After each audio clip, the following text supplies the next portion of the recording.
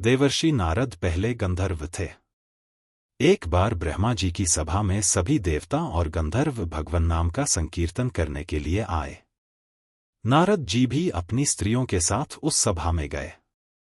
भगवान के संकीर्तन में विनोद करते हुए देखकर ब्रह्मा जी ने इन्हें शाप दे दिया। जन्म लेने के बाद ही इनके पिता की मृत्यु हो गई।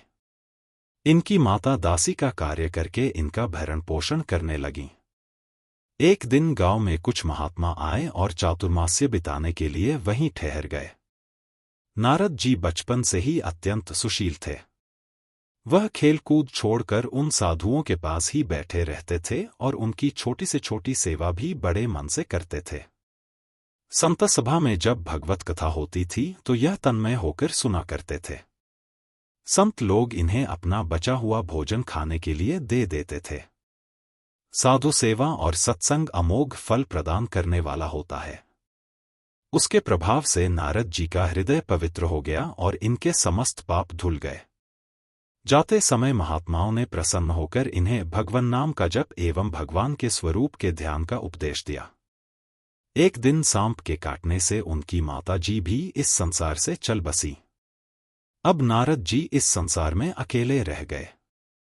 उस समय इनकी अवस्था मात्र 5 वर्ष की थी। माता के वियोग को भी भगवान का परम अनुग्रह मानकर ये अनाथों के नाथ दीनानाथ का भजन करने के लिए चल पड़े।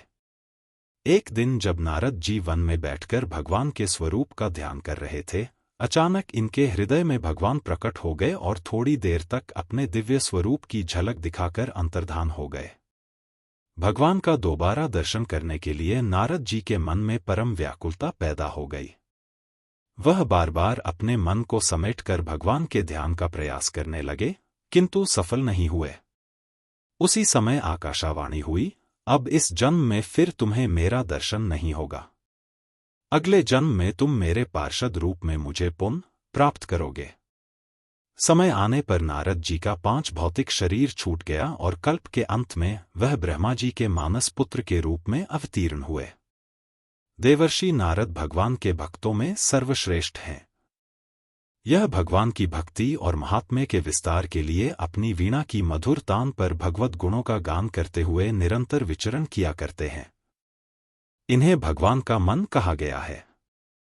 इनके द्वारा प्रणीत भक्ति सूत्र में भक्ति की बड़ी ही सुंदर व्याख्या है। अब भी यह अप्रत्यक्ष रूप से भक्तों की सहायता करते रहते हैं। भक्त प्रहलाद, भक्त अम्बरीश, ध्रुव आदि भक्तों को उपदेश देकर इन्होंने ही उन्हें भक्ति मार्ग में प्रवृत्त किया। इनकी समस्त लोकों में अबाधित गति है। इनका मंगलमय जीवन संसार के मंगल के लिए ही है। यह ज्ञान के स्वरूप, विद्या के भंडार, आनंद के सागर तथा सब भूतों के अकारण प्रेमी और विश्व के सहज हितकारी हैं। अविरल भक्ति के प्रतीक और ब्रह्मा के मानस पुत्र माने जाने वाले देवर्षि नारद का मुख्य उद्देश्य प्रत्येक भक्त की पुकार भगवान तक पहुंचाना है। वह विष्णु के महानतम भक्तों में माने जाते हैं और इन्हें अमर होने का वरदान प्राप्त है।